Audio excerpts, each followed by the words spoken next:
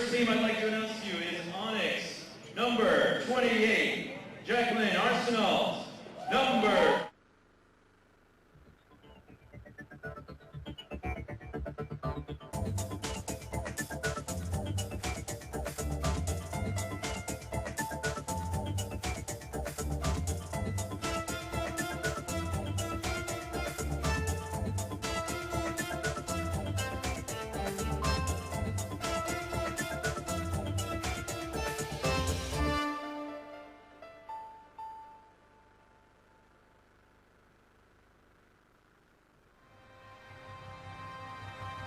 Play-off KB Extraligy v rugby.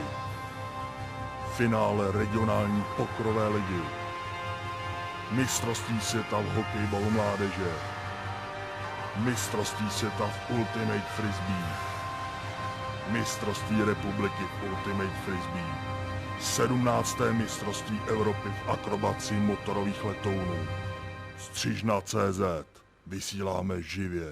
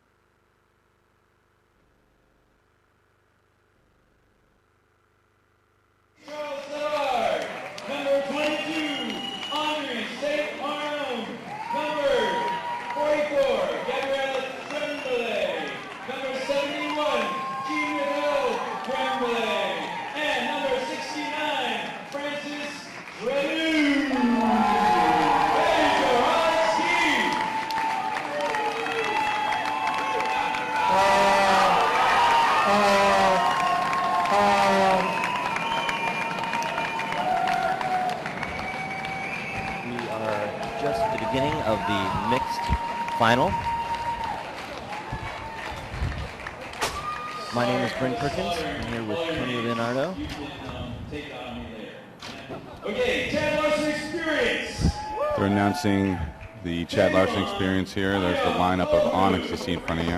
Okay, Seth Martell, number 11, number 77, Kurt Grossresson, number 9, Rachel Gershield, number 84. They are not getting the names entirely right, but we hope to pronunciate everyone's name properly. And if we don't, it will be Bryn's fault.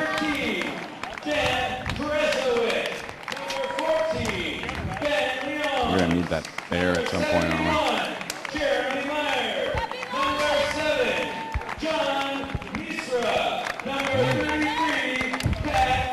Introducing the French team Onyx. No, they're introducing Chad Larson. They just switched to Chad Larson Experience. And when they complete that, we'll be able to open the window. It'll be a little quieter, and we can talk a little bit more about what's going on.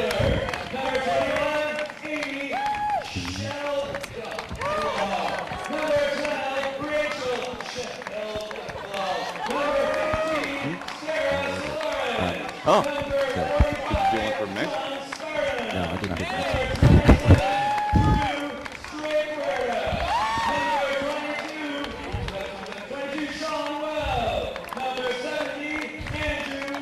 Sean Wow, I think I've played with her before at some point, some tournament. Oh, I know what it was. It was poultry games. She picked up with her team of poultry games.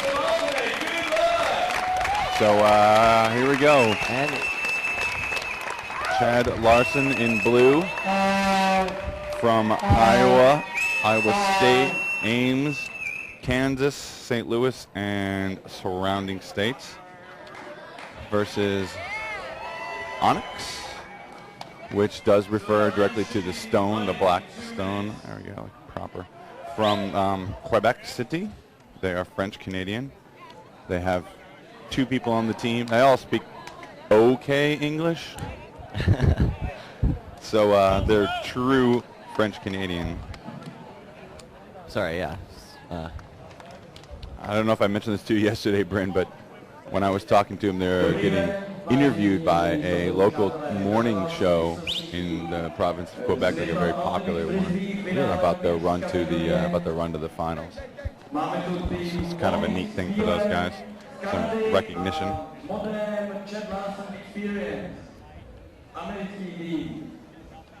So Chad Larson's got to come in here as the favorite, having defeated this team handily in pool play.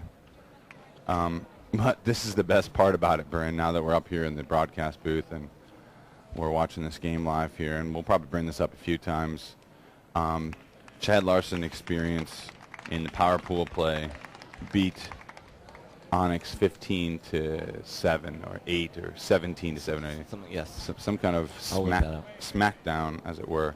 And I talked to the Onyx guys about that, and they said, well, you know what? We knew win or lose that game, we are stuck in 4th out of that power pool, which would have still moved them up. So they did the smart thing, and they said, you know what we're going to do? We're going to play zone all game, and we don't play zone. So wow, they sandbagged that game. They baited that one, and so they're thinking that that could turn out to be an advantage for them in this game because they feel that Chad Larson hasn't seen this team at all. Very interesting. That's fairly strategic there. Yeah. It's not even that. It's almost just obvious. It's like, hey, you know what? Win or lose this game, doesn't matter. Why show our cards early? It just doesn't give any advantage to our team. You know, they didn't need a pump-up sort of game. You know, they knew they were going into the quarterfinal, the pre-quarters and quarter. You know, they knew they had their road cut out ahead of them. And so. Well, knowing that is interesting because Onyx started out in this pool at the absolute bottom. 16 seed. And they beat the first seed. That is not very common for the very uncommon for the final playoffs. So that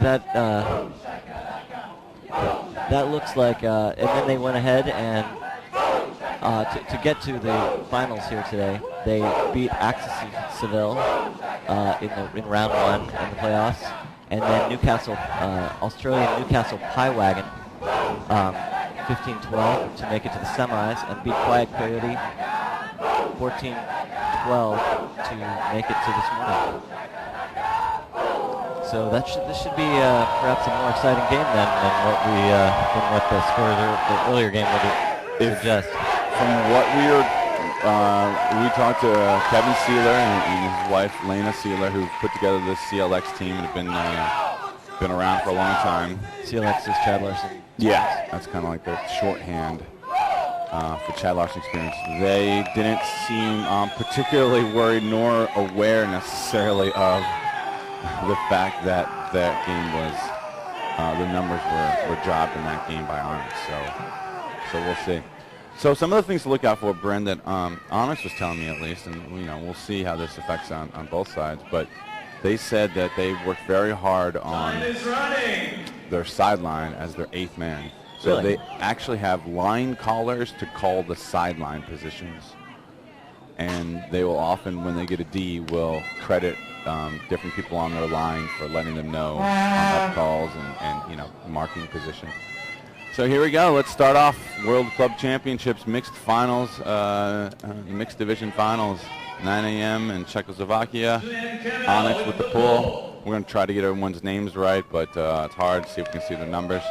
And Onyx starts on D, pulls it down to Chad Larson experience. Now Chad, the Larson experience, just told us they like to ISO a man in the middle, and then look for Broerson, 77, the blonde, the tall blonde there. They like to look for him, and if they don't, then they dump it down to women, or they'll have him hit women for goals. There's Sealer right there, number 1 with the disc. He swings it out to the man with the big scuba over top to Broerson. I'd expect that these two guys are going to be the main players for them most of the game here. Look for these guys to throw and catch a lot of goals. Sealer's kind of like looking for Broerson to get open, can't quite find him. Then jacks up a hammer. That's going to be good for a goal. He found him. Oh, drops it, however. A little crowded in there, a little early, 9 a.m. game. And early drop shouldn't have too much effect on the game, but... that does look like an early mistake, kind of not really, that wasn't forced. Just the kind of pressure and stepping backwards out of the back of the zone there. But there you go. We saw it happen. Sealer hammer to Broerson. Let's count those. That's number 1. I think we're going to get up in double digits by the time the game's over. Actually, that hammer was right in the sun. That might have had something to do with that. Really? Interesting. That would be an early morning sun. Looks like a U stack. So Onyx told me they use all of their people. They have their stat sheets all across the board. They've got throwers and receivers on both sides, women and men. And they throw out of bounds there, I think, by number 32. Yeah, that one looks like it sailed a little bit up the sideline there, and turnover by Guillaume Canuel. So here's a big huck, big righty huck to Sealer. Sealer's got a chance on this. Yes, he's like, pulls that down. There, they score. Big huck. They're going to use their men, CLX is. Chad Larson's not going to go away from the huck game either. And Sealer makes it look easy. And we got a 1-0 game.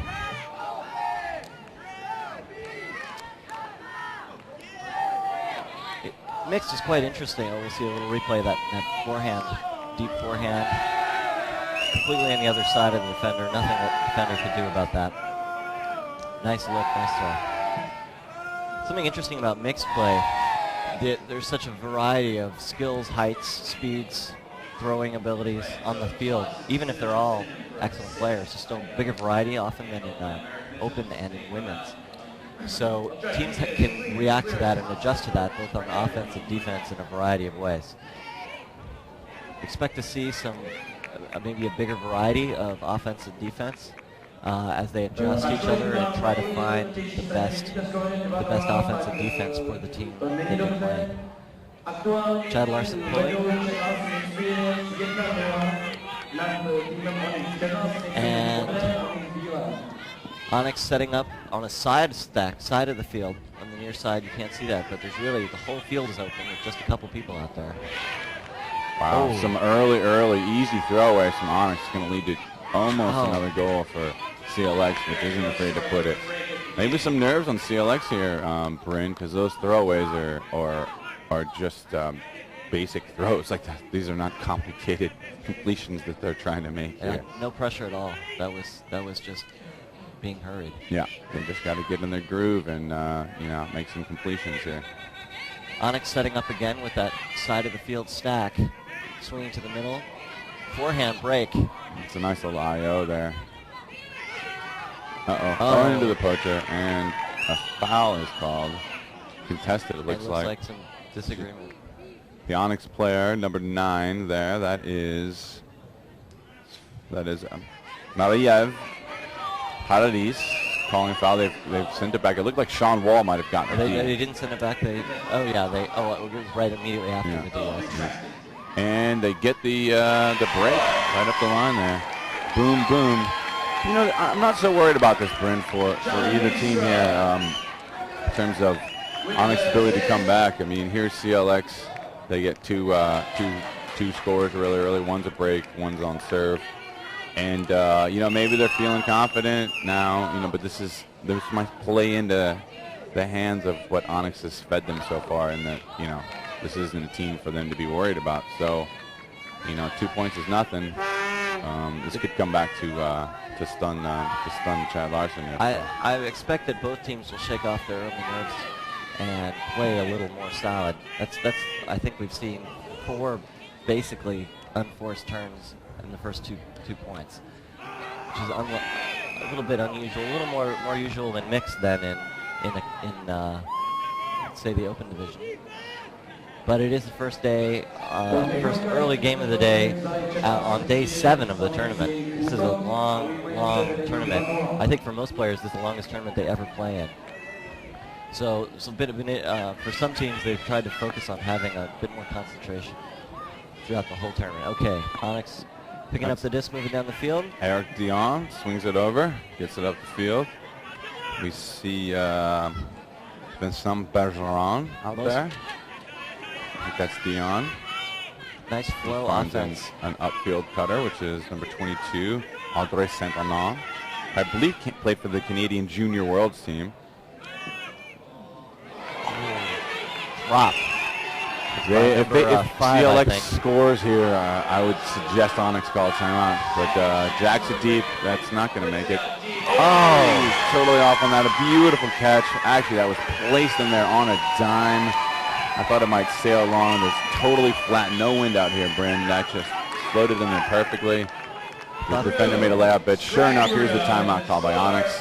They have to make this timeout call. Here's the single, just picked up on that turn, put it deep. I thought they was going to get the D there. Really close. Nice effort.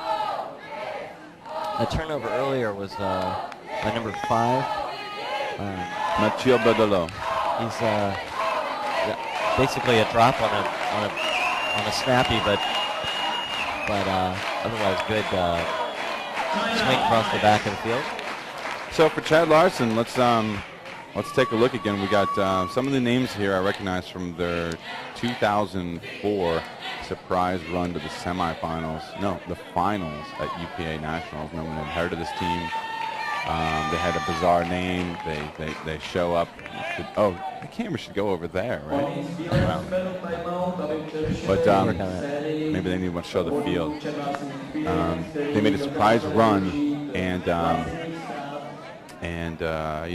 first time at nationals from Iowa, not a traditional powerhouse people had known of in open or women's, and just had this great, out of the 10 seed or something like that, run all the way to the finals.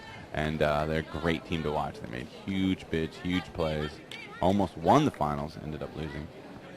So this team's been around now for like 6 years, and, on and off. 1 year, Bryn, this team, or for about 2 years, they took off, broke up, and formed an open team, a men's team, and a women's team, which both qualified for nationals. Wow. That's it's a lot of talent they got around here. That says something about the depth of the team. Some I don't know how many. Some masters, some co-ed teams are players who were playing open and women's who want to take a little less of a commitment, but that's clearly not the case with these teams out here at the very top for sure.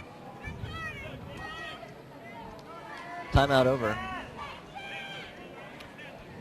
We'll see if Onyx can use that to settle their mind. They're down to Chad Larson Experience 3-0, just about 10 minutes, 9.5 minutes into the match. So Onyx has a captain to keep them on the level, which is why you saw what would be a very professional timeout, a 3-goal lead and a 3-goal run. It's a great idea always to call a timeout there. You hear that often in strategy talk. His name is Turgeon, is his last name. Turge, they call him. So you'll see him out there on the field. He's wearing black with a white baseball cap backwards. That's their kind of like off-field captain.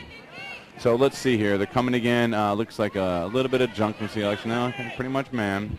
They got their women open downfield. Onyx does. They get it up to, I think that's Jesse. I saw yesterday make some pretty awesome plays. Another slip on the field. I wonder if that's affecting Onyx at all. The fields were watered for quite a bit of too high. Oh, nice big D there by Chad Larson. Looked like that was Kate Sanders that got up there. There's a foul on the break mark attempt. So Kate Sanders with the height. This is a factor, bringing height. This CLX team easily eclipses Onyx. Onyx told me their average height was 5'9". That was Kate Sanders. Wow. Big, tall block there. Break. And there's the height, putting that up deep. 43 catching up. Okay, here's a great chance here for CLX. That's a nice read by the Onyx player. There's some discussion about this, but I don't think this should be a foul. He was coming up there. That's D by Jérôme Boucher. And the CLX player is saying that he went backwards and there was a defender there. So they're going to talk about it. That's Dan Kresowick on Chad Larson. The preview here. Looks like CLX just misread it and came in too close. He was in behind him. That's a tough call. He was sort of up in the air before I want to say that the Onyx player didn't seem like he was making a play on the disc. He got to the spot almost, but wasn't going for the disc. So I'd give that one to CLX almost, just because he was going up in the air and going for the disc, and there's a player underneath him on his back. Behind him? Yeah. So wow, look at that. Fake. Boom, rip. Wow. Drop. They just, Onyx got lucky on that one. CLX is operating on all cylinders right now. They're unafraid to rip it deep, and they're usually coming down with him. And they got to find a way to stop that. I don't know if they're going to have to push straight up, or they're going to have to body up on the mark, or step back on the mark. I'm not sure, but they can't let those off. That was another score right there. Onyx taking the time to set up, walking the disc back as opposed to moving very quickly. They're set up 3 handlers back. Most of the field is open deep, so they've got a lot of room for that deep huck. Although it does, like Tony said, there seems to be a big height differential on both the men and the women in many of the people on the field. It's a nice break mark. Over to, let's see who's got the disc now. CLX looks to be mostly backing on defense. There's the hug to Marie-Eve Paradis. She floats this in. I don't know, looks like that could be a score. She kind of stepped over the line there. Great score. Marie-Eve Paradis makes the nice run deep, and they find her, and that's going to open it up for Onyx. Now they can get on D here. He waits for his woman. She's got like 15 yards on her, and she toes it in the line for a goal. Great score from Onyx. Let's see if they can keep up the intensity next on defense.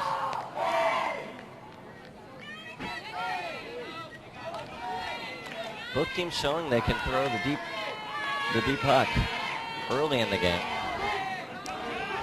and the defense on both teams is reacting accordingly by backing their men and women to try to prevent that, giving throws up on the cut toward the disc, and trying to cover that deep cut, but not effectively enough, as I think several of the scores already have been on a deep cut.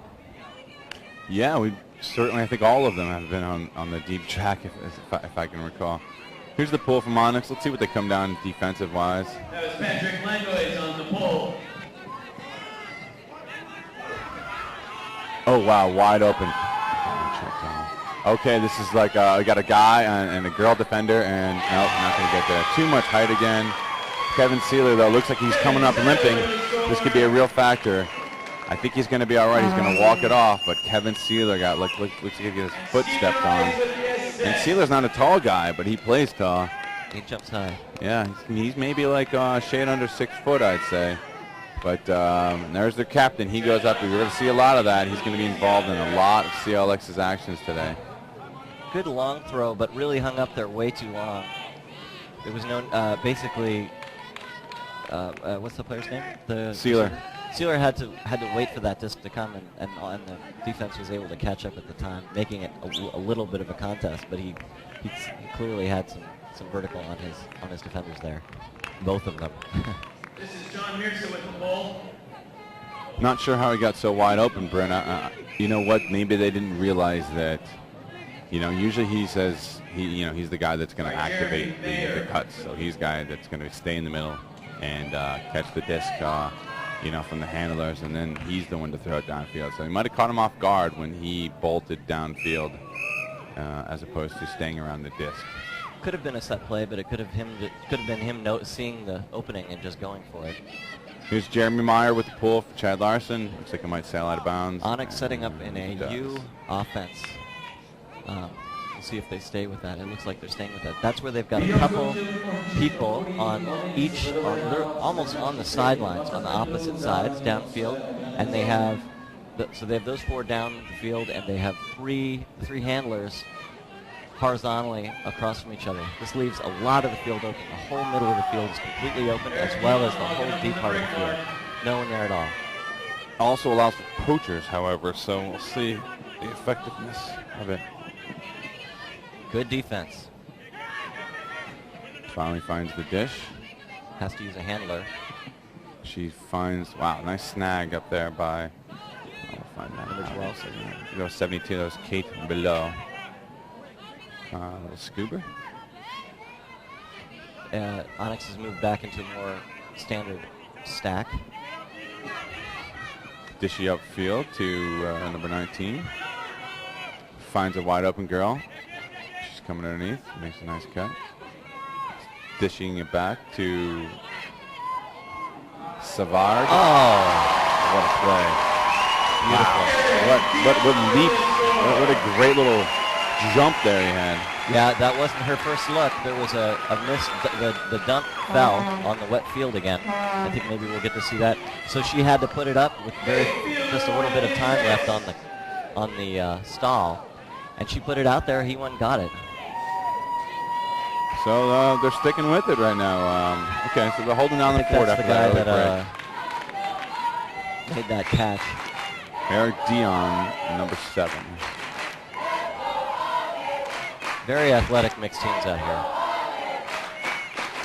Bryn, Onyx was telling me that they signed a contract with each other after they won Canadian Nationals this year finally. No, I'm sorry, they lost Canadian Nationals, but knew they were getting a bid to World. And they said, this is in October, we will train X amount of days on our own. We will have a personal trainer. We will do spinning classes, and all of us are going to be doing this as a team and yet separately. Wow. And if you want to play on this team, this is what you're going to have to do. So they're really fit, and they're serious. And they're serious about it, and they're tight knit. So here's Chad Larson. 4 handlers back. There's Sealer, of course. Oh, a fall on the field. He's got third shot. It looks like wide open. Number 22 fell down there. Just fell. That's Amy Sheldal for the goal. I take it back.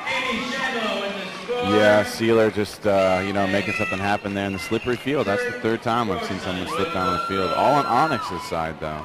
The field was watered last night. You can actually see from where we're sitting now the wetness of the field. There's no obvious puddles or anything, but it's definitely wet out there. Expect that to burn out for some of the later games, but it does seem to have affected at least a couple points in this game so far. There was a turnover on a slip, coming up, like in a handle position from Onyx. I don't know if they're not used to this. They're playing on the other feet. No, they're playing next to each other on the field yesterday, but maybe they haven't played in the stadium. I don't know. Maybe CLX has played in the stadium. Could be a factor. Hard to say. So score 5-2. Chad Larson Experience is up. Onyx cannot be happy about this. So Jeremy Meyer again for CLX, some more height, and again he's with the pull. And let's see who Onyx has on the line to handle. Onyx stacking up in the U offense again. 1 woman, 1 man on each side. I think that's Galen with the disc, number 89. Big open spot. 2 women wide open coming in, almost poached off. That's right. That was Marie Eve and Kate Bourleau. 4 handlers working the disc back as much to keep one of those. That was those a nice people out of the little way. 2 little IOs there. Kind of like move it upfield to Eric Dion. He Forehand sends deep. it. Oh, he's 2 got 2 opening people. Oh, that's going to lay out for that. No. Oh, she drops it. Oh, that's so unfortunate. She had it, and then her momentum kind of like bobbled her hands, and seemed a little bit out of sorts there. It's a connection she's used to making, I think. Great teamwork out there by Onyx. Really nice way they moved the disc down the field and used each other. So Kate Clearly showing their Bourleau practice. can't quite get there. Oh, It's tough. that looked textbook, but wasn't. So let's see if Onyx can fire up on D here. This kind of like Chad Larson Experience with a horizontal offense. to Jeremy Meyer, gets it up. Swing. They're so Women chill, do. Chad Larson. Sometimes you just don't know what to do with them. It's the collars on their Yeah. on their uniforms. They're preppy cool. Foul call. So one thing you will notice, Bryn, is that Chad Larson uses the women far less. They're more like they're more on the men's side. Uh-huh. Yeah, they're a team that uses big hucks to men. Look at this entire handle so far has been men. We haven't even seen women in a play. And loft it up to another guy who's got the height. Nothing can be done about that. That's the problem that Onyx knows they're in, which is the height mismatches on the men. And looks like they might be calling another timeout here. It's another run, another mini run there for CLX. for those of you who listening who may not be familiar with the mixed play, the exact rules, there are either 3 or 4 of each gender on the field at a time. That's chosen by the offense. So if the offense puts out 4 women, then the defense also has to put out 4 women. I believe that's not different with me. Yeah, that sounds about right. Putting them on 4. I believe that was a goal by Drew Strickwerda for Chad Larson experience. So I guess while we're in this timeout, Brent, I'll tell you the Chad Larson experience name origin Yes. that I got from Amy Sheldall yesterday. They went to school at Iowa State, the core of this team, played on the Ultimate Team, and medium-sized college town, not enough people to form a strong opener women's team, so they thought they'd form a mixed team. Well, one of their buddies, his name is Chad Larson, moved away, went down to Texas, and was going to start a team of his own in Texas. And his friend said, which I named the team, and his friend said, well, any team named after you will have no chance. And so he related this story back to his friends in Iowa and said, you know what the Texas guy said to me? He said, any team with my name in it has no chance of doing anything.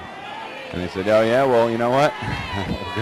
we're gonna name our team after you. We'll prove them wrong. So to support their friend Chad Larson, and after watching an episode of The Simpsons where Mo Simpson names a band or a drink or something after the Jimi Hendrix Experience, they come up with the Chad Larson Experience, which is pretty goofy and strange and unique and creative. But it stuck. And you remember it. I mean, yeah. I'll remember that. And Chad Larson will be famous forever. And a team named after him can do well, turns out.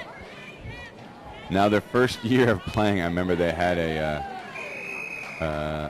Jimi Hendrix-ish themed design shirt with his picture in the middle. This Chad Larson, skinny Iowan white guy. and since this team doesn't look like it's going away, I mean, it's got a history now, it's got a tradition, it's got some momentum. I mean, they're in the finals here. Something I wonder about, and if you travel across the Midwest in the United States, you'll see a lot of rail cars that have CLX printed on the side of them. I believe it stands for, cross-country rail travel or whatever. And I think that might be part of why the name sticks for them, too, because if you're in Iowa, you've seen a CLX rail train car. So Pat Niles with the pull here. It's going to go out of bounds. Oh. Almost. And Louis Charles Savard will pick up the disc. Back to the end zone, means going to walk it up to the brick mark. There's not a single, no, I think there is an English type of name on this team. Yeah, Melissa Barclay, who's a friend of mine I played with at Paganello, is on this Onyx team here. This Onyx team last played at the Bell-Crack tournament in Philadelphia. They also played at the Mixed Easterns in Boston and won that tournament. At Bell-Crack, they lost in the semifinals to another Canadian squad called Denboire. So it's just interesting. Here we go, 69, bombs it deep. He's got a man. And he toes the line perfectly. Wow, great catch, great throw. That was a nice little setup. Eric Dion with the score from Francis Trudeau.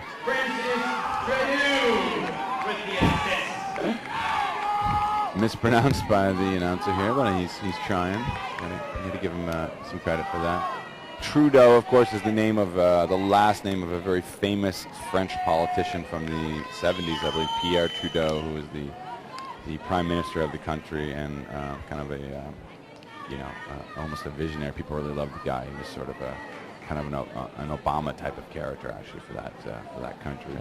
I don't know if he's related to Francis Trudeau. I would assume no. Interesting on offense there, Onyx switched to look like a straight stack off instead of the fancier U. Well, and it seemed to great effect. Also, that was man to man, I think. So good recognition. Yeah, I wonder if they're realizing maybe they want to you know, that could be something for them to use in the future going forward here. Yannick Leduc with the pull for Onyx. Let's see. Onyx down to Chad Larson experience. Chad Larson has got 6. Onyx with 3. There's the D. They look more fired up. Almost throw away Stephen there. Rice. There's Brarson. Big Brarson. Gets it over to number 70, Andrew Weimer. There's Weimer again. Or Wimmer. Ooh, almost. Stephen Rice to Brarson. Again, using their height and their big guys. Wow, that looked like that was down. Chad Larson Sealer sending it back. Chad Larson looks like they're keeping their cutters are cutting out of the corners, but deep into the center. Great layup there. And they're using the whole team. Women touching the disc quite a bit now. Yeah, but they're always looking for Sealer. Sealer number 1 there. Always looking for him if there's any trouble. Sealer's cutting pretty much constantly. They jacked it up to Sealer, in fact. Look at that. I think that was... Jacked that down. Gets it over a poach girl. Might have been an overthrow. Mixed, little bit dangerous sometimes because there's both genders on the field. Some pretty big guys and some pretty small women.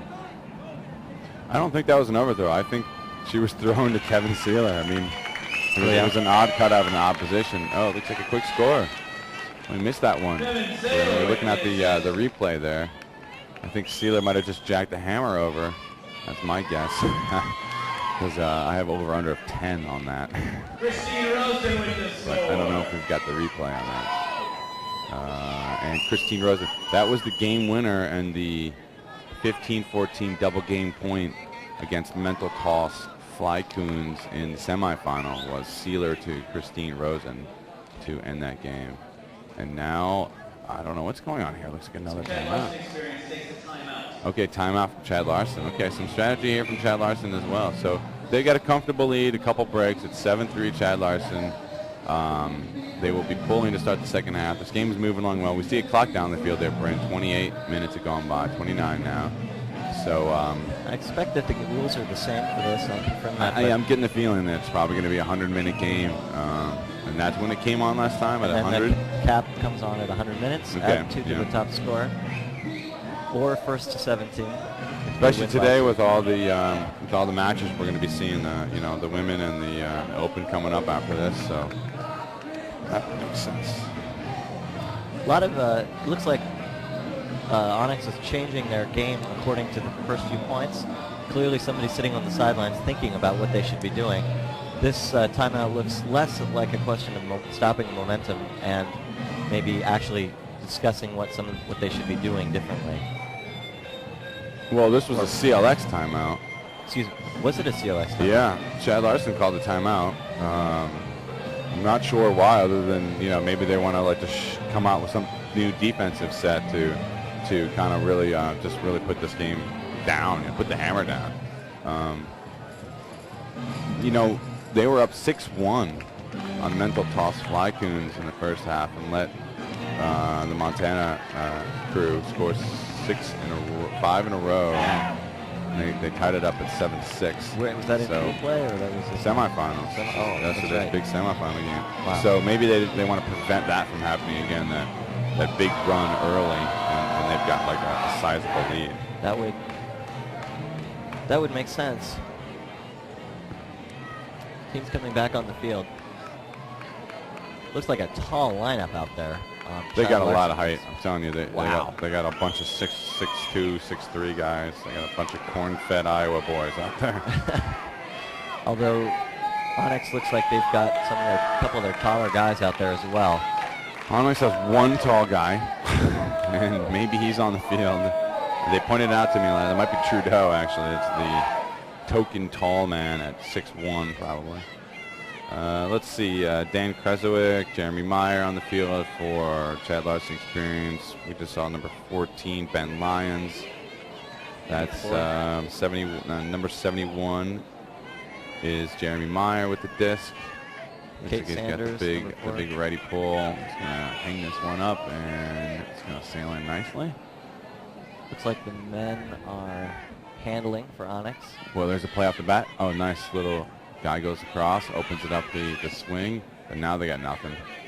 Fortunately, now they have nothing. Okay, no, that's a nice little, like, wow, they're running the nice little cuts out of the back of the vertical stack. Another cut out of the back of the vertical stack, women and men. So that was a pretty good-looking set of cuts there. And Anne-Marie Bedard had dumped it back to number 7 for Onyx, who is Eric Dion. Give and go. Yeah, Dion finds 89, who we're going to see pretty often. There's Bedard again. Bedard finds, okay, nice catch there, number 70. So she's got, what's she looking for? Chad Larson forcing forehand here, but not to much effect. Oh, great play. Great. Everyone slides over to one side. Eric Dion takes his time, waits for the opening, and then just swings it across. Forehand break. Here's replay. Looks like that was to Kate Belleau. Belleau. And Eric Dion with the assist. Onyx can certainly move the disc when they start to get that flow going. They didn't really get stuck that whole point. Do you see your number 70? I take it back. That's Veronique Ellison. So Veronique Ellison.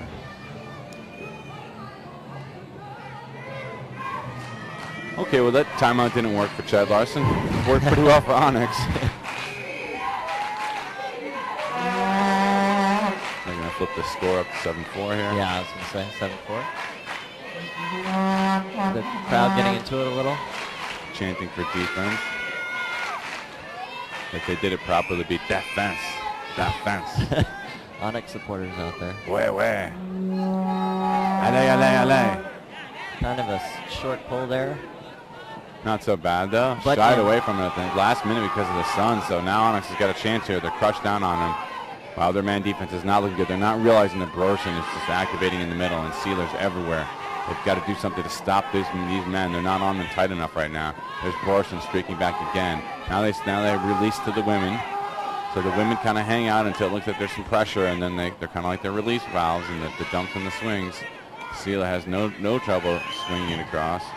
Another swing back across the field. Again, no trouble. Brorson always open underneath there. They're afraid of him deep, and rightly so. But here's Sealer. He swings it back across the other, keeps the flow going. Flow's looking very good. Sealer's always active. He's got happy feet. They pop one up to him. That's going to work, though. Sealer's got a woman down the end of the line, but no, he finds Brorson underneath. Brorson with the big lefty. Hard to stop that. Looks like Jeremy Meyer. No, number 17 is... Okay, here, let's see what Brorson's going to do. Brorson dumps it back. Onyx is back on here. They're just not running fast right now. They're not even anywhere close to their guys. Look at this, easy score. We got a call coming back, though. Looks like it's maybe a pick. Andrew Wiener with the disc. Timeout, Chad Larson. How many timeouts can you have? I guess 3. Maybe 2. Really, Chad Larson was way ahead of the defense, Onyx's defense, that entire point. If they keep doing that, I don't see how they're... I don't know what I can't really figure out what Onyx is doing here. Why they're so behind their men. Well, the Chad Larson experience, their offense was really nice. They have 3 handlers back, and this is what it looked like to me. 3 handlers back, and then they have 2 cutters on each side of the field, pretty close to the sidelines. Yeah. As the disc moves up the field, those on the sidelines go deep. But if they after a couple cycles, if they don't get that deep pass, they're now a little further down the field, and they come from the sidelines back toward the center. And it seemed like the center, huh? it seemed like Onyx was behind them the entire time. So they're running like 2 egg beaters, basically.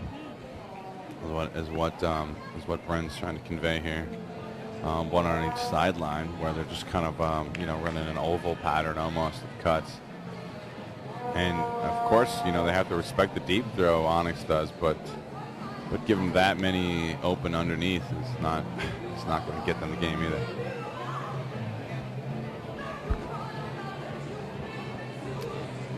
Bren's halftime at No, this game is 17, so halftime should be at 9. Unless it's time. Unless the time, which is I don't think- 45? well, 50? I would have thought 50, but I don't think we're there. It's been a pretty quick game so far. Yeah.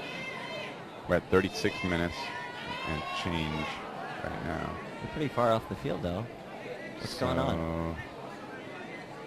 They got a big vertical stack in the end zone here. Fakes it, fakes the break mark, and then dumps it back to the female woman. Still looking for the break mark. Wow, they're giving all that room underneath for the release for the woman. That's what they can't give up either, Onyx. And finally, they punch it in to seal it. You know what? It's like if they're not going to use their women except for the release valves when the count gets high, then Onyx has got to just clamp down on that woman. She was 10 yards off trying to poach into the lane, which, I don't know, I guess maybe they're so scared of the break marks that they need to do that, but that did not work because that reset was too easy for them, too effective, and kept them possession of the disc rather easily. There was never any question about whether they could make a completed pass or not. There was no pressure on any of the throwers or receivers. Really good patient work, good flow, clearly practiced flow on the part of Chad Larson's experience. This game can look like ballet, maybe that's a little too strong, but it can look very beautiful when a team plays together well and they work more as a single unit as opposed to a bunch of stars out there. It really looked like they knew where they were running, where they were expecting each other. Very, very hard for the defense to effectively clamp down on that kind of when the offense is working so well together. Yeah, well, you had some of these guys and girls on this Chad Larson team been together for 6-7 years now. Big curving pull that came back in. And that's Savard receives the pull. Onyx with a fairly conventional vertical stack down the field. Takes it up to, let's see, here. Well, they're kind of jammed. That's almost a D there, and that's a nice bid. Number 19 wanted to jack that deep. Savard wanted to put that, but no, he swings back across. Okay, Eric Dion with the disc. Let's see what Dion's going to do. Oh, he's got not a lot of options, but no, they're running kind of traditional stack. He finally finds one. Okay, there's the rip down deep. It's covered, but nice read. Oh, it gets beat up at the last minute. Let's see if there's a call here. Looks like it might be clean. I think that, yeah, it looked. Silas got some ups. I think that was not Silas. That was clean, good spirit there, no calls. Yeah, they got a little desperate there and hucked it maybe a little bit too early. Chad Larson, they've got they're setting up in a horizontal stack, forces to the middle. So Trudeau can't come down with that disc in the end zone, and now Chad Larson has a chance to take half and a really commanding 5-goal lead here. Oh, that's going to hit the ground. Oh, nice catch. Save. That's either Sean Wall or Kate Sanders. We'll find out about that in a minute. 33 with the disc. Sean Wall with the catch and swings it over to John Misra. Misra swings it back over to Pat Niles. Niles is looking downfield. Let's see what he finds. Easy swing up the field to Jeremy Meyer, I believe. Drew Strickwerder, that was. Okay, this could stay in bounds. Ooh, that's tricky. I think he pulled his toe up. Yeah, he gets it up. That was cool. He had it there, and then to catch, he kind of hopped up in the air a little bit. Trying to drag that toe. Yeah. He ended up instead of dragging, he ended up popping his toe up to make the catch. This is John Misra here. Yeah, you can't see his foot there, but you can see how he leaped up in the air. And he felt he had to do it to catch that, obviously. Yeah. And his first point of contact was actually where he landed, and that was out of bounds. So good call there. No need for referees to make a ruling on that. Fortunate break for Onyx, Bryn, because if they went down 9-5 at half, that would have been tough. They could have used that. Onyx set up in a pretty conventional vertical stack. Forced to the line right now. Wow, big hug deep to a woman. She's got it. Oh, defender slips. Sean Wall falls down, unfortunately, and that's Rachel Dershai. It looked like she caught an elbow to the face there on Yeah, that's Anne-Marie Bedard with the disc. After Dershad went down, yeah, there you go, on the fake, she got hit. So Bedard drops it. Well, that was Comes back. turnover. Good. Wow. I think that was a D. Looks like there was a guy standing in there, maybe Jeremy Meyer again. You know, Drew Strickwerda, I keep on mixing them up. I apologize for both players. Floats up high, but Height again is going to get that. Inside and out. Now, boom, quick score. Chad Larson is comfortably rolling.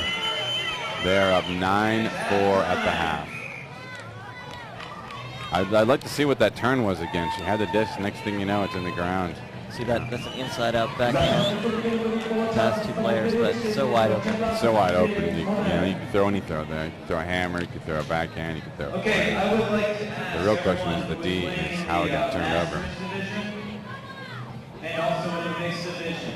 So if you played in Masters or mixed division, listen up. So we're at half. We need one representative from each snappy team game. who, in the Masters division, finished from 16th What have you seen this to half 4th that you're place. surprised about?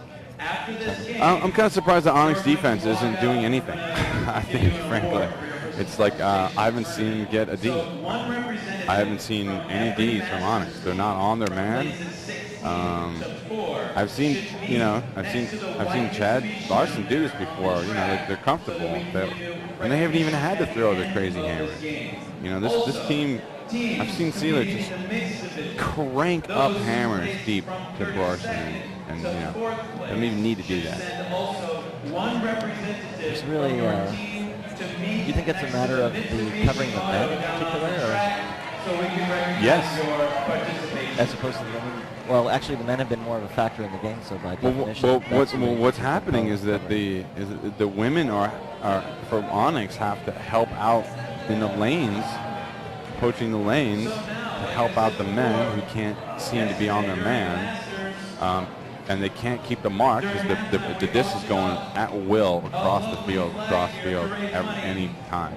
They haven't stopped any break mark throws yet. Backhand, forehand, whatever Chad Larson wants, they're getting. So now the women are forced then to kind of poach in the lanes to stop the break marks. That's giving them the release, and then that's able to keep them in possession. So it's kind of snowball effect where, you know, everything is set up so that there's no pressure somehow on the cutters for CLA. They just can keep on cycling. They have a couple. You know, they may have 20 or 30 seconds of tough D, but then they just can keep resetting until they can put it in. Yeah, and there's too many break marks they're giving up, Onyx right now, and too many easy open throws. For Onyx's part, I think they've done a better job on offense although you can't see it from the score, but the second part of the first half, they seem to be a little bit more effective. But they've had a bunch of several unforced turns, or nearly unforced turns. Yeah, I agree with you. There's another slip and fall down. Another wide open man. It's just nothing's going right here for Onyx. So let's see what kind of grit they have. Hope that definitely describing their. Got to figure out what to be doing different. Maybe they're saying what we're up here in the booth. We've got a little halftime show going on here between Lucas and Exton for something nonsense.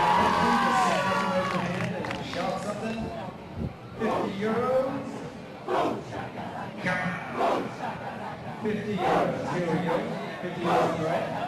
All right, we'll warm it up. 60 euros. We got one. 70 euros.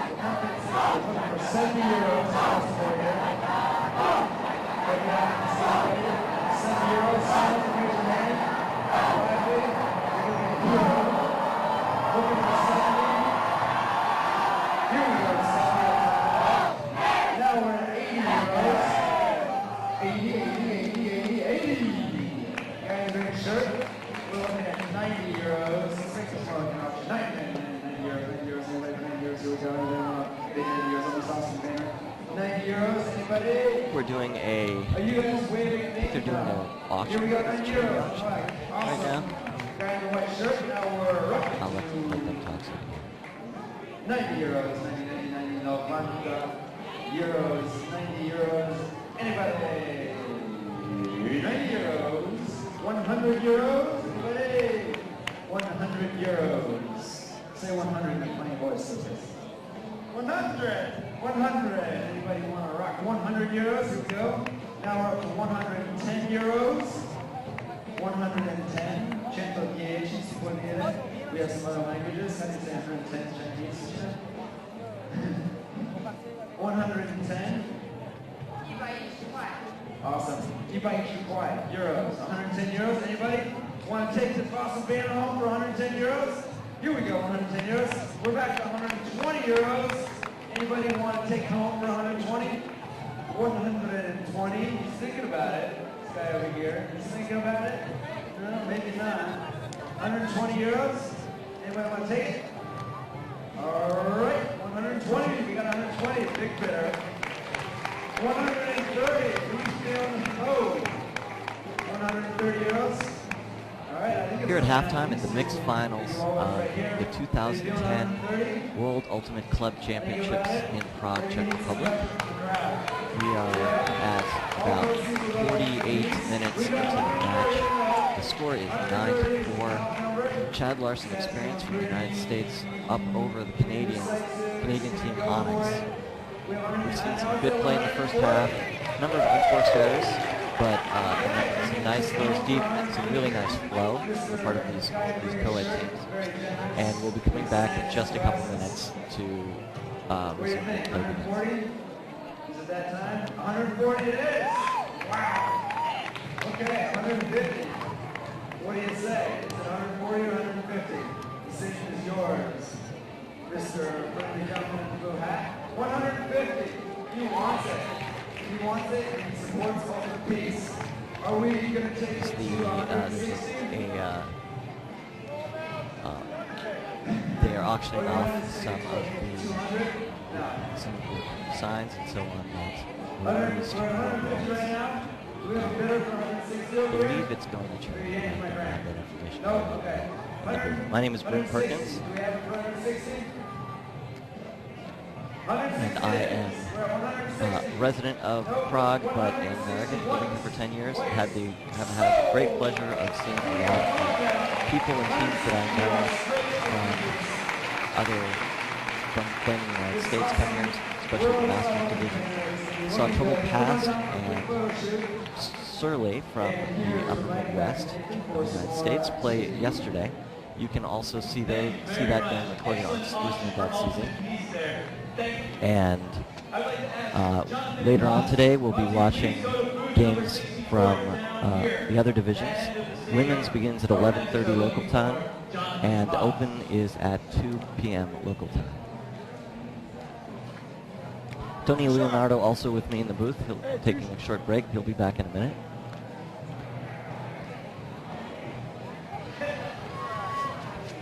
See out there, Onyx warming up, or staying warm between the halves.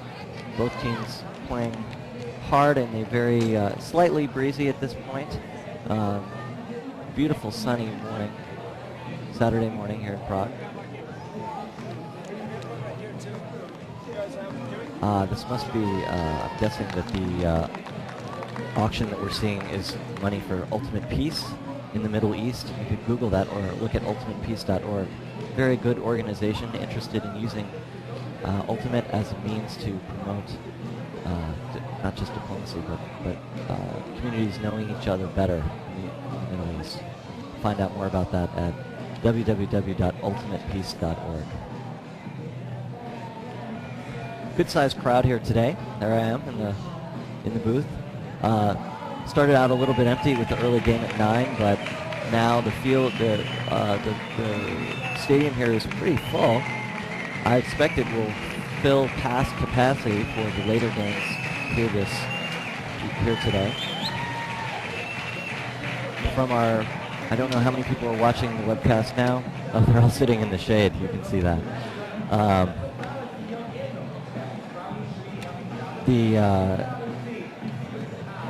As the later games progress, you'll be able to watch this online. We've had several thousand viewers online from both the Czech Republic and around the world. And of course, these games could be watched in the future as they're recorded.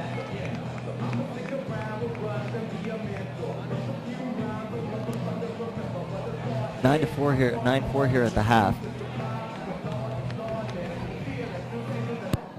Streetsnuts.cz, that's the very capable video production company that is providing all of the video work today. I just had to come here and talk on the and they're doing all of the multiple camera locations, instant replays in real time, and everything else that you see today.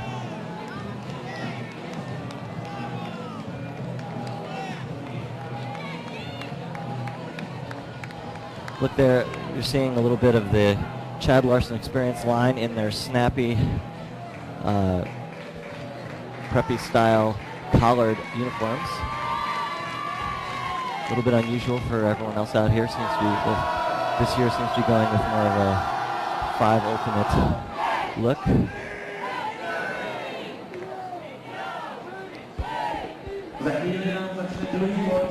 And I can't recall. I think Chad Larson received in the first half, so they will be pulling in the second. I'm not. They will be pulling to Onyx.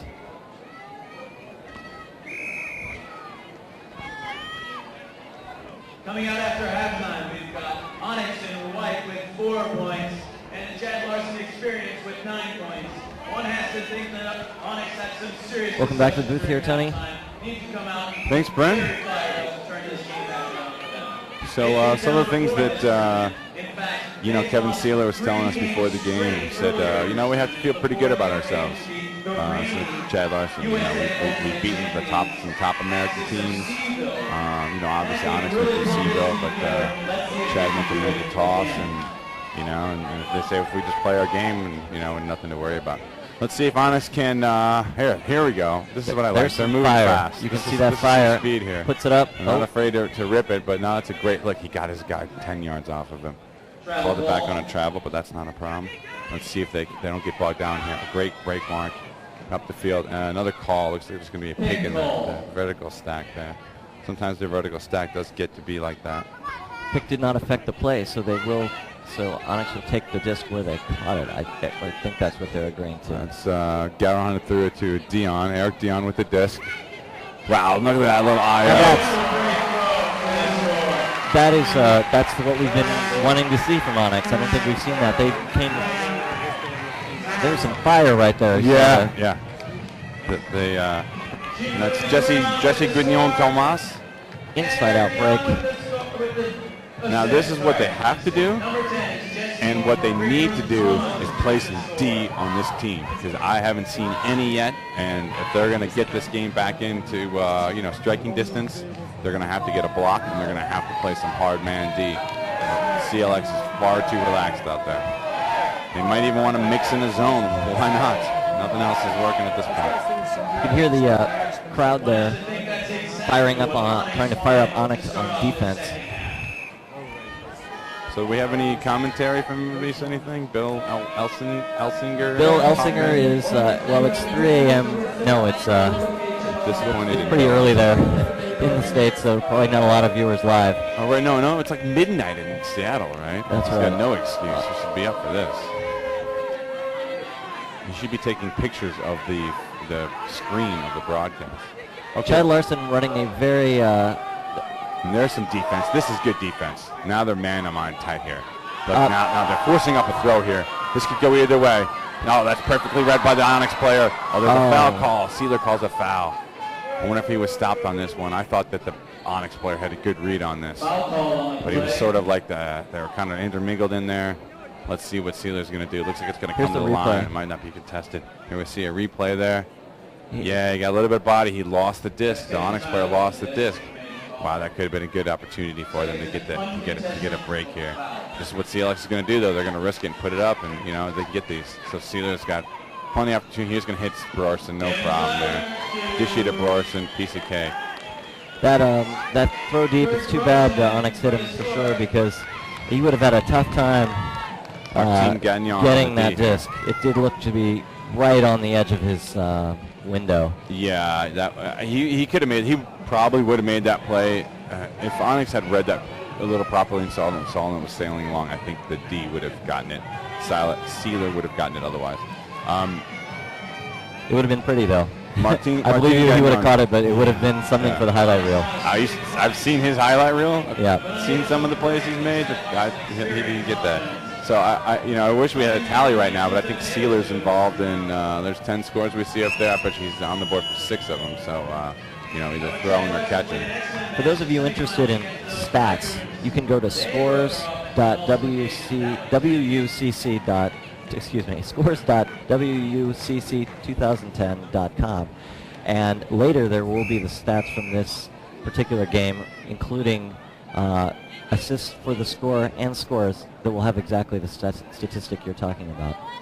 Those stats are pretty cool, actually. They don't have D's as one of the things or turnovers, but they do have time of goal, and they have the who threw the goal and who caught the goal for both teams. And it's gets some pretty cool stuff in there. So here's Onyx again. They look pretty sharp last offense. Let's see if they can keep it up. They're running vertical stack downfield and horizontal in the backfield.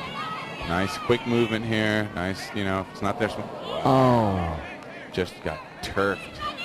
Just like his feet just got eaten by the turf, and they could get fortunate with the call here.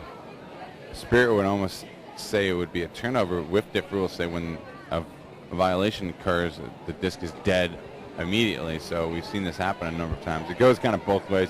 It's an interesting phenomenon, Yes. Some of the American teams and North American teams will just play this out and say, well, it wasn't in the play, no big deal. Wow, his feet just got stuck in the ground there. That's Jérôme Boucher with the disc. I'm trying to figure out. Chad Larson holding a forehand mark most of the time. And, break backhand there. Boucher gets the break off. Onyx has been moving the disc more quickly this half in the short amount of time they've had the disc. Guérin to Bedard. Woman to woman there, I think. No. Oh, he's got an open man. Open woman. Floaty. It's going to hang up there. Let's see if she gets a nice grab. Does she get the double happiness on this? Nope, swings it. Oh, too far. No, it works. And a goal for Francis Trudeau after a great sky up in the air by Audrey St. Arnaud. Good work by Onyx, but they need to do more. Like you're saying, we'll see if they can continue with some harder D. We're down 10-6. We're about to cross the 60-minute mark. So great catch again by Audrey St. Arnaud. I think that was the play there, but it was a bailout. They got bailed out twice. They got bailed out by that catch, and they got bailed out by the pick call that kind of sent them back. Hang on 1 second, Brent. I'm going to go talk to Fury real quick.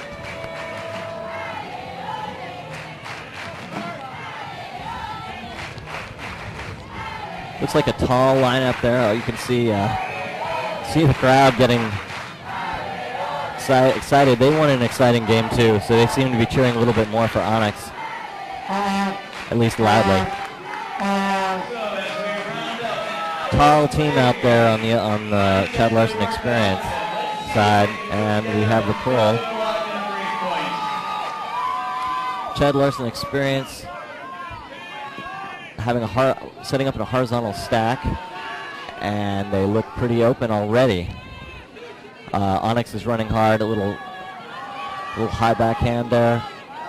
3 CLX players going deep, and fairly easy connection. Onyx seems to be doing what they can on D, but it's just not being very effective. Again, making it look very easy to toss over the entire defense. They had a choice of 3 people going deep. You'll see this. It's a forehand throw, Nice long floating throw in. by Andrew White. 2 or 3 Chad Larson Experience players to choose from on that. Not surprisingly, the tallest guy picked it up, but good work by CLX to move the disc down the We field. think Drew caught that one for the score. Teams seem to be trading points now. Offense more in command of the game, and a lot of the turnovers being due to unforced errors rather than a forced turn by D. Nice work, Steven.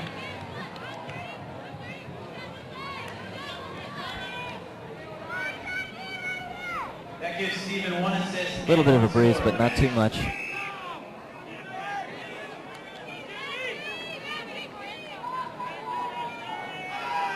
It's hard to see the numbers. I'd like to tell you who's having a good game.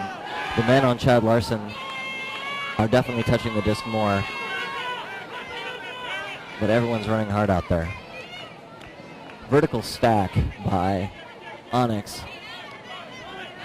A little give and go there. Oh, beautiful D.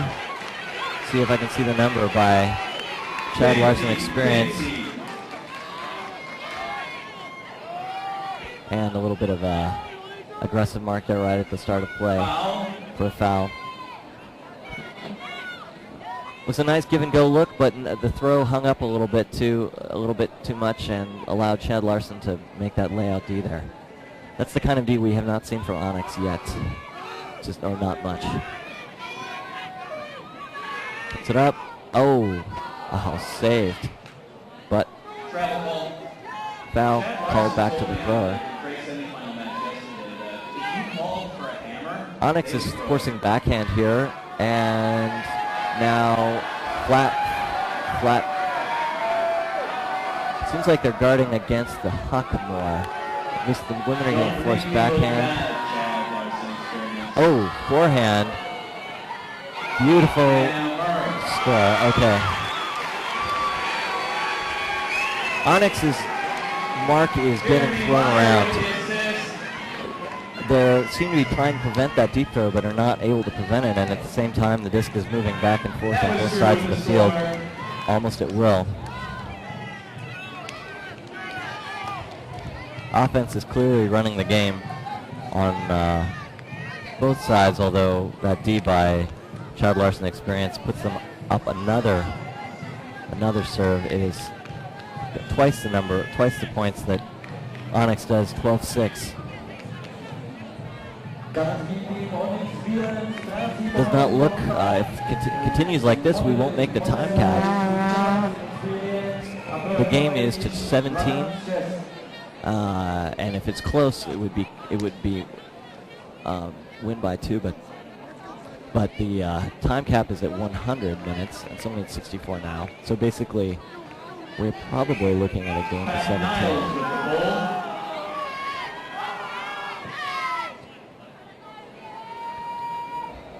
Tall Chad Larson team out there again, which they do seem to be making good use of. Big looping pull, nice, landing right in front of the goal line. Onyx setting up again in a vertical stack. They seem to be happy with that. It does seem to be working for them.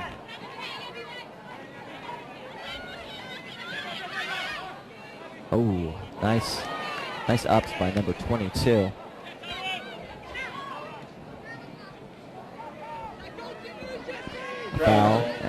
Foul called, and again, different interpretations of the rules going on out there. Tony, do you know if the on a travel, if they're allowed to, what's the reset on a travel with whiff-diff rules? You reset your stall count to play continues on, and you move back to the travel spot.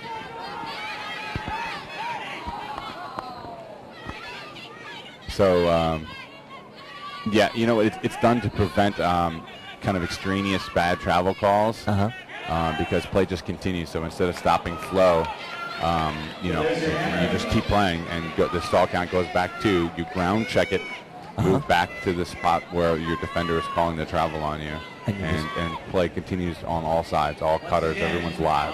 Wow. It's kind of cool. It's a good idea. I'm not quite sure what just happened right there. Onyx looked like just hammered to nobody, but nobody was moving, so. Onyx is out of sorts. Very clearly, they've lost a lot of mojo here. There's another big rip deep. Two women to choose from. Great opportunity. Great. Oh, absolutely. There's a textbook. Beautiful run by Sean Wall. Great put there. This is when everything looks so easy for Chad Larson, and they just start hitting on all cylinders. Takes the dump. No defender even close to slow down that huck. The throw is absolutely picture perfect. She doesn't have to break stride. She doesn't have to jump. She doesn't have to toe the line. She doesn't have to slow down. Just absolutely perfect. I think that might have been Jeremy Connection. Myers or Drew Strickwerda with the throw. I want to say Jeremy right there, but I didn't quite get the number. Chad Larson Please remember, if you are in the mix, seeming to have really found their groove. They were winning before, but now they seem to be. They're not only getting those smooth offensive points, but they're getting Ds as well. Your representatives should meet down by the white Mitsubishi down on the track. Thank you. This tournament sponsored by Mitsubishi. And a lot of other. If you can afford to come to Worlds, you can afford to buy a new car. I'm sure that's what they said. That's going to be their new slogan for this tournament. So there's CLX. You know, they look like this. They looked like this when Mental Toss Flycoons erased a 5-goal deficit, came back and took a break in the second half. They look just like they do now. I kid you not. This team's pretty relaxed. Sealer, when I talked to him beforehand, seemed a little nervous ahead of the time of the game, oddly enough. And it seemed like maybe this team could be cracked. But every time I see their body language on the field, they look easy cheesy, man. They're just, you know, you don't see them yelling, you don't see them get angry. It doesn't. You know? Do you think you just lay this at the feet of the defense of this result right now, at the feet of the defense of Onyx? Absolutely. It's caused their offense to, you know, to force to try to do stuff. It's just slowing down the intensity. You know, these guys aren't Canadian; they're French Canadian. They play with a little bit of vigor. They do. They like to run. They like to, you know, they like to have the whole sidelines yelling. You know, they want to have like this mass of activity on defense and everywhere around the field. I mean, you know, when you play a French Canadian team, you know you're playing them. They're loud. They're in your face. They're bodying you on the mark. They're chasing down everything. It's hard to get open on them, and you know if they, you know, if their offense isn't necessarily smooth, they're going to be on you on D. And I'm not seeing any of that D from Onyx throughout this game so far. I think Chad Larson experience. Those are some really talented men's players out there. Women too, but the men seem to be making more of the difference.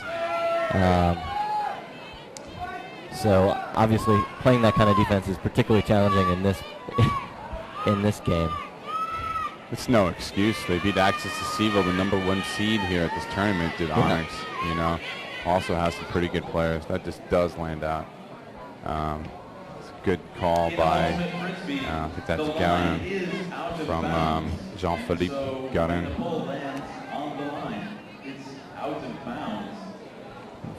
Here's the naughty kids are starting to show up. Onyx again sticking with the vertical stack. Looks like, at least what I'm used to, very sort of conventional setup out there. One dump back, 5 down the field.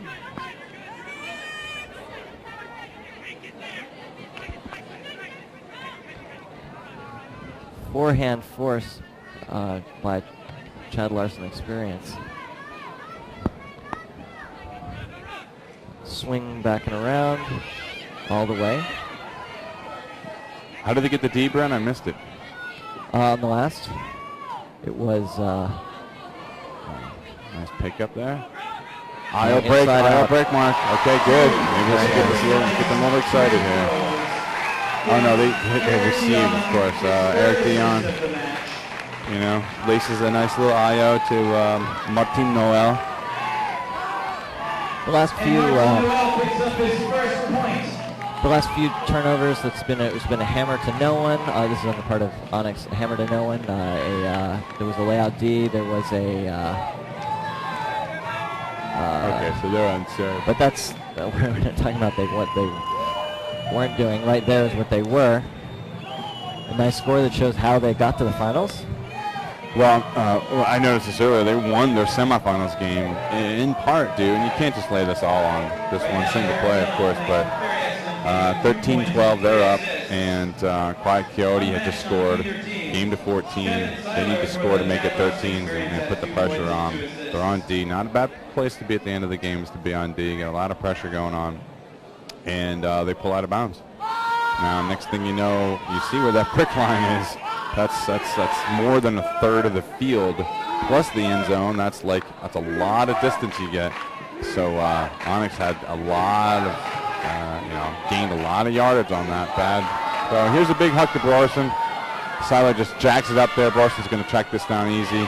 I think he stayed into, but we'll see if he got the right foot down before the left foot. And kind of a his teammate's calling his teammate. She's calling him in. Let's look at the replay here. Actually, I want to say Larson's in here. Oh, we're not going to see his feet. Yeah, tough to see, but I'm pretty sure he got his foot down. He knew what he was doing. You saw him jump up with 2 feet, and then come down one. There it is. Boom. Oh yeah, he was in clearly. Right foot came down first. You need 1 foot to get to land in. Nice and replay. Again, you can see when he's going deep and Sealer's got the disc that it's just like it's gonna come. That was kind of a sloppy. I mean that disc that huck was it hung up with there. But when you have somebody that good out there, why not put it up? They were two CLX players with a couple steps on their defenders. These guys throw on stall 1. They get the disc and Sealer's just going to jack it up there. So, I don't know what to say to defend. You can't blame Onyx for that. No, I know. Oh, you mean Onyx? Yeah, I mean, it's hard to defend against that. What they need to, I don't know what they need to do, but they need to get pressure on Sealer, and they need to get pressure on their other players too. And those guys are going to get their throws. Sealer and Larson are going to get their scores, so they got to pressure the rest of the team. All right, here's the pull. Let's see if Onyx can respond. Another dimension as far as Ultimate is concerned. So what you're seeing here today is actually out the back again. Ultimate in 4D. Another chance for Onyx to take the disc at the brick, which they've used to good effect earlier in the game. They're using again a vertical stack. They've got a single dump out on the break side, but pretty much just trying to keep that defender out of the play. The other handler is just staying well out of the way. Inside out to the break side, swing across, some standard vertical stack cycling. Chad Larson with a forehand, keeping a forehand force. Oh, that's a break mark. Deed up on a poaching male player for Chad Larson. That fourth dimension I was just talking about, tossing to a woman that seems like she's the one in the end zone, often quickly turns into a defensive play by some dicey commentary going on the speakers. Drew Fezerwick with the D there, and Chad Larson with the disc again. So I don't know if Chad Larson has won a championship before. No, I take it back. I think they won UPAs 2 years ago, 3 years ago, and then after that is when they broke up into the open and women's team, since they'd gone ahead and won it. They've been in the finals a bunch of times. I could even be wrong about that. We'll talk to them after the game and find out for sure what kind of big championships they've won.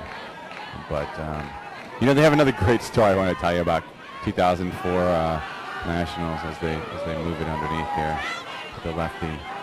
Some discussion there, but some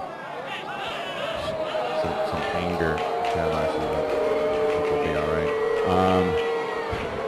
I'm not sure that the crowd was booing the. Anyway, turnover just to Onyx. They just need to hold fort here.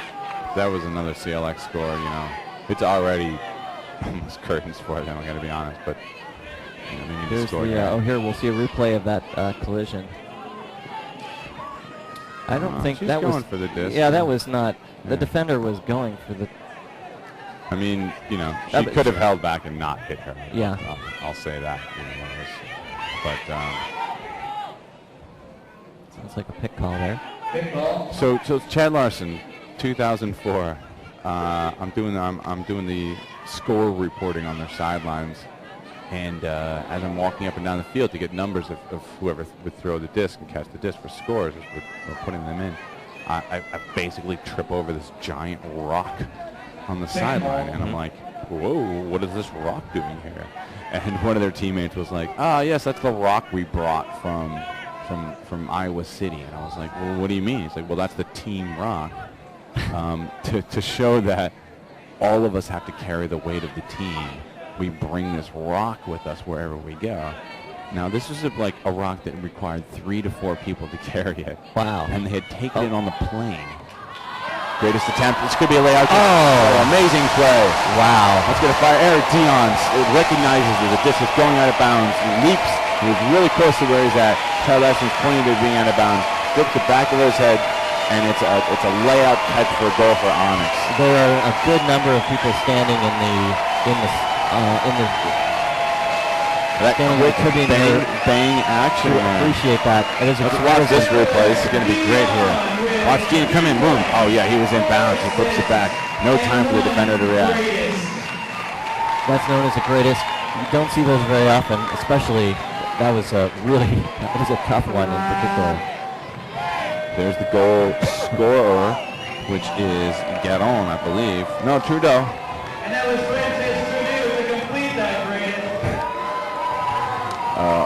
Great. You know what? I mean, let's go. Let's get some excitement here, Onyx. Will it go over to D? We know that CLX can give up a run. You know, they get kind of like, they'll throw up passes. They'll throw up. So you can get D's on them. They'll give you the disc. They don't care. You have to make them throw it up. And let's see if Onyx uses this kind of momentum from that excellent greatest play to get some points on the board. Just stop here. Short pull, very disappointing pull. So Sealer's going deep, and there's that open release valve again. The woman's wide open for the dump when the count gets up high before the guy can jack it. Over to Larson, the big lefty here. He just throws one up there, just lays it up nice and easy. Sealer's wide open underneath. They close that down. The women finally decide to try to close in on the release, but it's too late. And they got to reset the Sealer. Don't give him the disc. Jiminy, don't let him do that. Sealer easily finds Larson. And Onyx fails to stop Larson yet again. Larson's way too much of a comfort zone. So, again, if you're keeping track at home, there's your goal leaders, Sealer and Larson. Oh, we'll see just the catch there at the end. Yeah, they have a very, very important part on the team. Yeah. In a way that's, I mean, from the strategic point of view, that makes it easy. You know, I'm not saying easy on the field, but easy to say, hey, if you can shut down these guys, they're going to have to rethink their whole offense. But I'm sure that that's something that they're talking about in the Onyx huddle, but they haven't been able to do it. Yeah, I mean, it's not easy to shut down those guys. Yeah, that's what I'm saying. They're pretty good players. And both teams seem to have settled into a groove on offense that has been, for the most part, difficult for the defense on either team to break. Well, you know, I'd like to agree with you, Brian, except for the last play was the greatest, and that was what I would call a good flow, and it just happened to go out of bounds. Chad Larson is definitely, and they've got a couple Ds actively gotten the disc as opposed to handed it. That's a good but point. For the most part, we're seeing an offense-driven game. This is so it's 15-8. Chad Larson Experience just a couple points away from winning it. If they can do that, we're 80 minutes into the match. I assume that was timeout Onyx, but I'm not certain. We are in the booth. Tony tapping away. He's got his blog going. If anyone are you out there want to announce that URL online? TonyLeonardo.blogspot.com. So if you have any comments or questions that you'd like us to talk about here in the booth, please put that there, and he'll check it every now and then.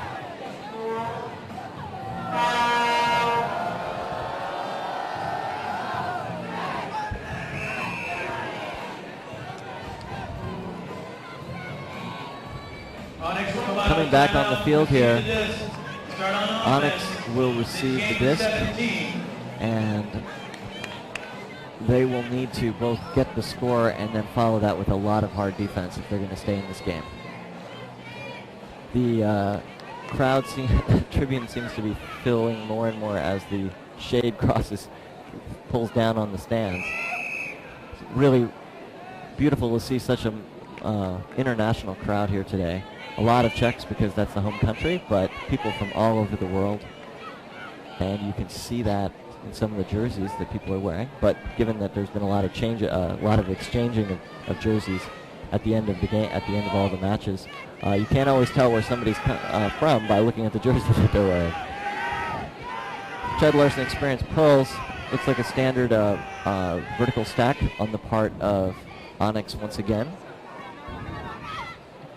Nice throw down the line. D coached from another defender, number 27 on CLX. Strickwarda for CLX. I think they center it to Sean Wall or Kate Sanders. They're two tall blondes. I mixed them up from this distance. It's hard to see. And that's Strickwarda again with the disc. Loops one up, but that's tracked down. Hans can get to it, and another goal. Oh, Couldn't come up with it. difficult catch, but we've been accustomed to pulling those out. So exactly. But he also, I believe that was also again 27. So he he got the disc for Chad Larson in the first place. 27, yes, There that seems is to be Drew some Strickwarda. discussion, perhaps maybe it's about location. Now they're going to go with the turnover. And Onyx setting up in a horizontal stack for a change. Two breaking deep, and they put it up deep. Oh, it's going to float in there nicely. Oh, great catch. Huge layout catch by Onyx. And what's she going to do with it? Number 70. Yeah, that's Veronique Ellison. And she finds the open receiver. It's called. It's coming back.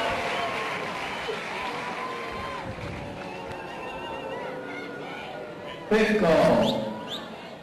And we'll see the replay of that beautiful. There's the dump. And the not score, since it reset back due to a foul call. Just called back in. Little forehand up the line. And a score. Again, Onyx showing how they can put it in. Henry Bedard with the score. Their 9th point.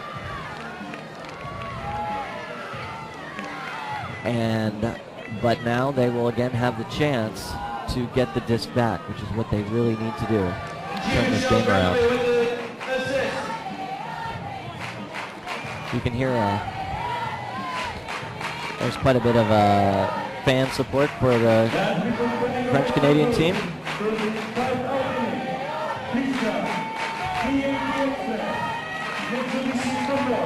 Onyx conferring a bit before they pull. We're a point away from game point, or that's what Chad Larson Experience is. That's where they stand right now. A lot of discussion in this tournament about resilience, playing when you're up, playing when you're down, playing as hard as you can play in each point, despite how the point before went. And we've seen more emotional teams and some very resilient teams in this tournament. Oh, interesting. Onyx putting on a zone. Interesting. All the women are up. Most of the women are up front. Men spread throughout the field. They finally got someone to, and they forced a turn. Very interesting. There's very little wind. Probably as much surprise as anything else on that turn. But it definitely worked. Onyx having a little trouble moving the disc. Inside out break. Oh, beautiful layout D. Kind of a hard landing, but beautiful D by Chad Larson to get the disc back. We'll see Onyx set up the zone here again. Again, 3 women in the cup. And Chad Larson already seems more comfortable with it, more relaxed, spreading out across the field. The nice thing about this defense is it allows Onyx to put one man deep to shut down that deep cut that has been so much they're giving them so much trouble in this game. Nice hammer by Chad Larson. Really opens that up, and now they've got a few moments until the zone sets up again. And it sets up again, but they're throwing right through it. They're very close to and a score. So zone worked for a moment on the surprise and forced a turn, which is maybe as much as Onyx could have hoped for given the pretty good conditions. The wind is picking up a little bit more, but not enough to make a zone extremely effective against a team of this caliber. And the score is 16-9. Chad Larson having a very good game. Especially they shook off first point or two, they were a little rough, but really finding a flow, finding a rhythm and carrying it through. Responded very quickly to that zone once they realized what was happening. And they got the disc back. And a beautiful D by a woman whose number I didn't catch from Chad Larson. But that definitely quickly stopped the momentum that Onyx was trying to build. So game point. Chad Larson marking up across the field.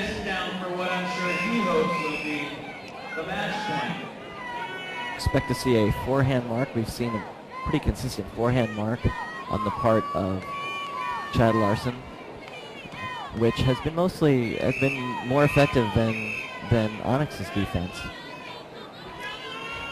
but not shutting them down entirely. I'm here to tell you once again, and nice inside out, nice snag there by Onyx.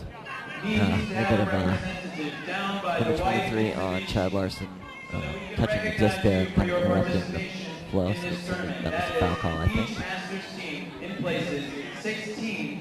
Wasn't quite ready, so we're waiting for this to start. Again, no referees in Ultimate Frisbee.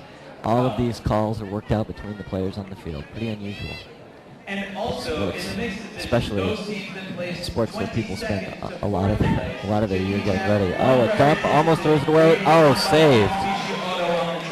So up the field, we're seeing a pretty standard, well, more of a vertical stack. Good, solid defense, though, by Chad Larson here. Not giving them too much. A lot of having to swing back and forth to keep resetting the stall count. Go forward to a woman. Nice D, but not there. Swing. Onyx now again in a more vertical stack. Scuba over the top for the break. There's a swing. Men's cut's not getting as open. There's a woman out of the back forehand. Inside out forehand break, which sets up the score. Yeah, there seems to be the call. Unfortunate, crowd doesn't like that. Quite a bit of booze out there. We'll see the replay. Travel call, so we'll see if they're getting his foot down. Oh, that wasn't the travel. Inside out there. Wow, that wasn't a travel. Let's see if this was. I didn't see it. Well, it's a travel call way back there. I didn't see it from the camera's position, that's for sure. Onyx will try to put it in again, and does so. There's the score.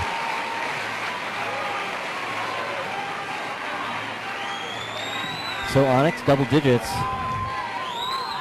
They've got 10, but Chad Larson just a point away from becoming the world champions.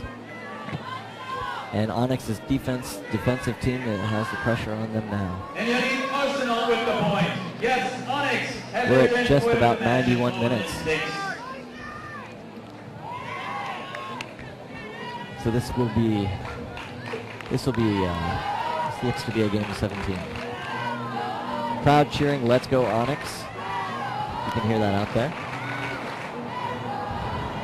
Crowd continues to fill as people come in. There was a party last night, the tournament party, so some people coming a little late here to the first game of the tournament, of the day. 9 a.m., not that early a start, but a little bit early for many. Plus, there are 2 games following this one, so some people coming a little later for the next game, but plan to stay for the rest of the day. A lot of cheering for Onyx, in part support for the team, in part because people want to see a good game. There goes the pull.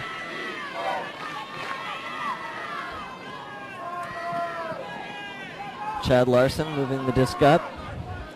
Again, Onyx with the zone. Women mostly in the cup, but Chad Larson pretty comfortably moving it back and forth. Again, not too much wind to make it anyway. Hard trap on the line, but no problem for Chad Larson. Many choices for the thrower. They don't see me pushing. Onyx dropping into man to person, and there's the score. And Chad Larson experience. United States team, American team, is now the world champion at the World Ultimate Club Championship 2010. You'll see that replay there. Really easy going. Little forehand up the line to another forehand for the score. Quite a bit of clapping by the crowd. Quite happy with the game. Yeah, there you have it. We'll get down there and talk to some Tony Leonardo back in the booth from being down on the field. He'll give us a little bit of feedback from being down there in just a moment. Oh, there we are here in the booth. I'm Bryn Perkins. That's me. Tony Leonardo. Oh, he's not quite in there yet. He'll be in a moment. And so Tony, what'd you find out on the field? Oh, we'll get you on. Bryn, I was talking to the next match we're going to see, which is the women's final. I was talking to the Japanese women about their matchup with Fury. Okay. Looking forward to seeing that coming up. Well, it's just, we're seeing at the end of all the games, teams are shaking hands. We're doing that slowly here, I think, which shows a little bit more concern and wanting to communicate with each other. Couple hugs here and there. We're going to find out if we have time afterwards to do the interviews like we did for the last game that we did together, the Masters Finals, and see if we can get some of these guys to speak with us if we have time for the broadcast. Some really exciting moments in that game, mostly moments rather than the score of the game overall, since Chad Larson experience was in control for the entire game. Chad looked very comfortable out there. They didn't have too much trouble out there. They just love playing the game. I got to say, that team really loves playing Ultimate, and they didn't let nerves get to them. And I think Onyx let their nerves get to them. They looked like they're a little bit inside of their heads. They trained a lot before this game. They'd done a lot of work before here. They thought they had the advantage by sandbagging and playing zone against them the first game, and it just turns out that Chad's job was a little more easier. Well, we're going to cut to commercial, and we'll be back in just a few minutes. Wave goodbye.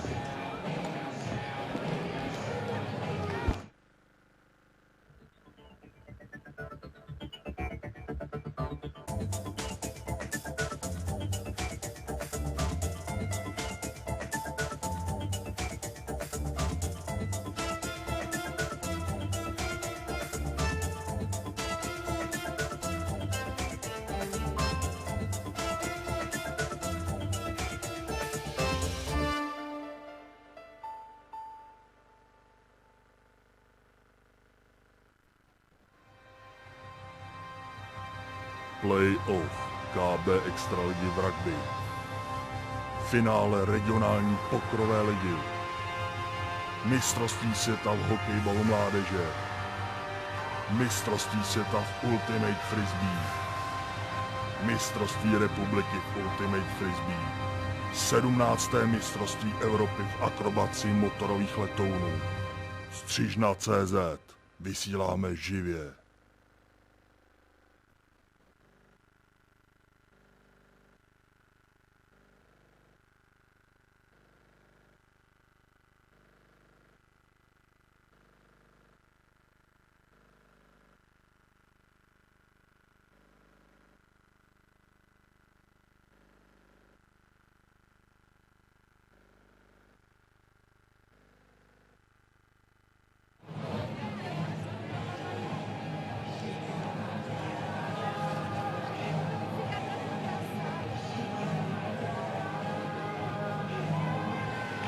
Yes, that's one representative from each team in the Masters division, 16th to 4th place.